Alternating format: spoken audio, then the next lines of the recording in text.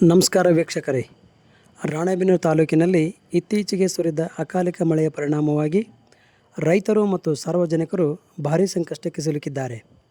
ಬೆಳೆ ಹಾನಿ ಹಾಗೂ ಆಸ್ತಿ ನಷ್ಟದಿಂದ ಜನರು ಸಂಕಟ ಅನುಭವಿಸುತ್ತಿದ್ದಾರೆ.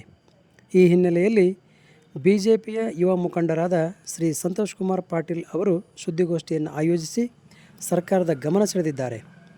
ಹಾನಿಗೊಳಗಾದ ರೈತರಿಗೆ ತಕ್ಷಣ ಪರಿಹಾರ ನೀಡಬೇಕು, ನಷ್ಟವನ್ನು ಸರಿಯಾದ ರೀತಿಯಲ್ಲಿ ಅಂದಾಜಿಸಿ ಪರಿಹಾರವನ್ನು ಒದಗಿಸಬೇಕು ಎಂದು ಆಗ್ರಹಿಸಿದರು. ಜೊತೆಗೆ ಈ ಗೋಷ್ಠಿಯಲ್ಲಿ ಭಾಗವಹಿಸಿದ ಸ್ಥಳೀಯರು ಕೂಡ ತಮ್ಮ ಸಮಸ್ಯೆಗಳನ್ನು ಹಂಚಿಕೊಂಡು ಸರ್ಕಾರವು ಶೀಘ್ರ ಕ್ರಮ ಕೈಗೊಳ್ಳಬೇಕೆಂದು ಒತ್ತಾಯಿಸಿದರು. ಹಾಗಾದರೆ ಅಕಾಲಿಕ ಮಳೆಯ ಈ ಪರಿಣಾಮದಿಂದ ಸಂಕಷ್ಟದಲ್ಲಿರುವ ರೈತರಿಗೆ ಸರ್ಕಾರ ಸ್ಪಂದಿಸಿ ತಕ್ಷಣ ಪರಿಹಾರ ನೀಡುತ್ತದೆಯೇ ಎಂಬುದನ್ನು ಕಾದು ನೋಡಬೇಕಾಗಿದೆ.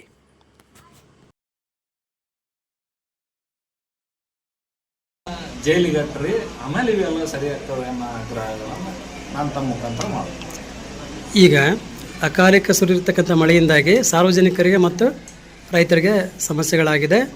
ಈ ಒಂದು ಪರಿಸ್ಥಿತಿಯನ್ನು ರಾಜ್ಯ ಸರ್ಕಾರ ನಿರ್ಲಕ್ಷ್ಯವನ್ನು ವಹಿಸಿ ಯಾವುದೇ ಪರಿಹಾರವನ್ನು ಕೊಡ್ತಾ ಇಲ್ಲ ಅಂತ ಆರೋಪ ಮಾಡ್ತಾ ಇದ್ದೀರಿ.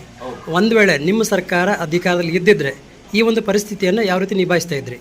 ಸರ್, ಬಸವರಾಜ ಬೊಮ್ಮಾಯಿ ಮತ್ತು ಯಡಿಯೂರಪ್ಪನವರ ನೇತೃತ್ವದ ಸರ್ಕಾರ ಇದ್ದಾಗ ಮನೆಗಳು ಬಿದ್ದಾಗ ಫುಲ್ ಡ್ಯಾಮೇಜ್ಗೆ 5 ಲಕ್ಷ ಕೊಟ್ಟಿದ್ದೀವಿ. ಪಾರ್ಷಿಯಲ್ ಡ್ಯಾಮೇಜ್ಗೆ 1.5 ಲಕ್ಷದ ತನಕ ಕೊಟ್ಟಿದ್ದೀವಿ.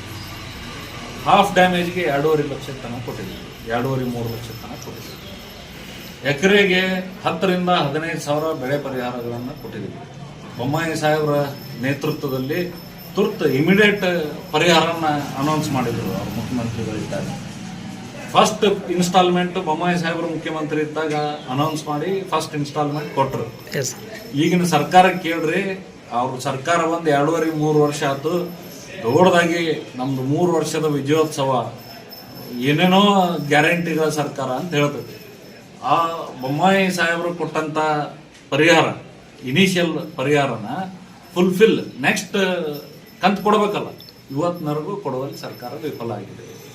ಅದರಲ್ಲಿ ರಾಣೆಬೆನ್ನೂರದೇ ಸುಮಾರು 50-60 ಕೋಟಿ ಏನೋ ಇರಬೇಕು ಅಂತ ನನ್ನ ಅಂದಾಜು, 13 ಕೋಟಿ ಚಿಲ್ಲರೆ ಏನೋ ಇರಬೇಕಂತ ನನ್ನ ಅಂದಾಜಿದೆ. ಸೊ ಈ ಥರದ ವ್ಯವಸ್ಥೆ ಸರ್ಕಾರದಲ್ಲಿದ್ದಾಗ, ಈ ನಾನು ವಿರೋಧ ಪಕ್ಷದಲ್ಲಿದ್ದೆ, ಭಾರತೀಯ ಜನತಾ ಪಾರ್ಟಿ ಮತ್ತು ನಮ್ಮೆಲ್ಲ ಮುಖಂಡರು ನಾವು ವಿರೋಧ ಪಕ್ಷದಲ್ಲಿದ್ದು ರೈತರ ಪರ ಧ್ವನಿ ಎತ್ತೋದು, ರೈತರ ಸಲುವಾಗಿ ಹೋರಾಟ ಮಾಡೋದು ನಮ್ಮ ಕೆಲಸ. ಅವ್ರ ಧ್ವನಿಯಾಗಿ ಸರ್ಕಾರಕ್ಕೂ ಸರಿ. ಈಗ ಈ ಪತ್ರಿಕಾಗೋಷ್ಠಿ ಮುಗಿದ ಮೇಲೆ ಇದನ್ನು ಕೇಳಿ ಈ ರೈತರ ಸಮಸ್ಯೆಗಳನ್ನು ಆಧಾರವಿಟ್ಟುಕೊಂಡು ರಾಜಕೀಯ ಲಾಭಕ್ಕಾಗಿ ಬಳಸ್ಕೊಳ್ತಾ ಇದ್ದಾರೆ ಅನ್ನೋ ಒಂದು ಆರೋಪವನ್ನು ಹೇಳ್ತಾ ಇದ್ದಾರೆ. ಏನು ಹೇಳ್ತೀರಿ ಸರ್ ಇದಕ್ಕೆ? ಸರ್, ಎಲೆಕ್ಷನ್ ಇನ್ನು 2028ಕ್ಕೆ ಬರ್ತದೆ, ಅಸೆಂಬ್ಲಿ ಎಲೆಕ್ಷನ್. ನನ್ನ ಆದಿಯಾಗಿ ಬಹಳಷ್ಟು ಜನ ಆಕಾಂಕ್ಷಿಗಳದು. ಈ ರಾಜಕಾರಣ ಮಾಡೋದು ರೈತರ ಪರಿಹಾರದಲ್ಲ, ರೈತರಿಗೆ ಪರಿಹಾರ ಕೊಡ್ಬೇಕಾಗತ್ತಲ್ಲ ಅಂತ ರಾಜಕೀಯ ನಾಟಕ ಆಡಿ ತಪ್ಸ್ಕೊಳ ಅಂತ ಹುನ್ನಾರಗಳನ್ನು ಮಾಡೋದು ಬಿಟ್ಟು ಏನು ಸಾಧ್ಯ ಇದೆ, ರೈತರಿಗೆ ಕೆಲಸ ಮುಟ್ಟಬೇಕಾಗಿದೆ, ಏನು ಜನರು ನಾವು ಕೆಲಸ ಮಾಡಬೇಕಾಗಿದೆ. See, the public has given you the mandate. ಸರ್ಕಾರಕ್ಕೆ ಜನ ಮನ್ನಣೆಯನ್ನು ಕೊಟ್ಟಿದ್ದಾರೆ. ಅವರ ಆಶೋತ್ತರಕ್ಕೆ ನಡೆದ್ರೆ ಮಾತ್ರ ಮುಂದೆ ನಿಮ್ಮ ಸರ್ಕಾರ, ಇಲ್ಲ ಅಂದರೆ ಸರ್ಕಾರ ಇಲ್ಲ. ಸರಿ, ಈ ಒಂದು ಸಮಸ್ಯೆಗಳಿಗೆ ಇವರು ಸ್ಪಂದನೆ ಮಾಡದೇ ಇದ್ರೆ ಮುಂದಿನ ನಡೆ ಏನು ಸರ್ ತಮ್ಮದು? ನಾವು ಭಾರತೀಯ ಜನತಾ ಪಾರ್ಟಿಯ ವತಿಯಿಂದ ನಮ್ಮ 2 ಮಂಡಲದ ಅಧ್ಯಕ್ಷರು ಎಲ್ಲ ಮುಖಂಡರ ನೇತೃತ್ವದಲ್ಲಿ ನಾವು ರೈತರ ಪರ ಹೋರಾಟಗಳನ್ನು ಮಾಡ್ತೇವೆ. ಪರಿಹಾರ ಕೊಡಿಸ್ಬೇಕು. ಮಿನಿಮಮ್ ಈ ವಾರದಲ್ಲಿ ಇಮಿಡಿಯೇಟ್, ನಾಳೆ ಅಥವಾ ನಾಡ್ದು ಎಷ್ಟು ಭತ್ತ ಹಾಳಾಗಿದೆ ಅವ್ರು ಪರಿಹಾರ ಕೊಡದೇ ಇರಲಿ, ಅದು ಬೇರೆ ಪ್ರಶ್ನೆ. ಫ್ಯಾಕ್ಟನ್ನು ಮರೆಮಾಚಬಾರ್ದು. ಏನು ಲಾಸ್ ಆಗಿದೆ, ಎಕ್ಸಾಕ್ಟ್ ಲಾಸನ್ನು ಜಿಲ್ಲಾಡಳಿತಕ್ಕೆ ಮತ್ತು ಸರ್ಕಾರಕ್ಕೆ ಕೊಡುವಂಥ ಕೆಲಸ ತಾಲೂಕು ಅಧಿಕಾರಿಗಳಿಂದ ಆಗಬೇಕು. ಅವರು ರಿಪೋರ್ಟ್ ಕೊಡಲಿ. ರಿಪೋರ್ಟ್ ಕೊಟ್ಟ ನಂತರ ಜನರಿಗೆ ಹೆಂಗೆ ಹೋರಾಟ ಮಾಡಿ ರೊಕ್ಕ ಕೊಡಿಸ್ಬೇಕನ್ನೋದು ನಮಗೆ ಗೊತ್ತೈತಿ, ನಾವು ಕೊಡಿಸ್ತೇವೆ. ಸರಿ, ಇದೆಲ್ಲ ಓಕೆ.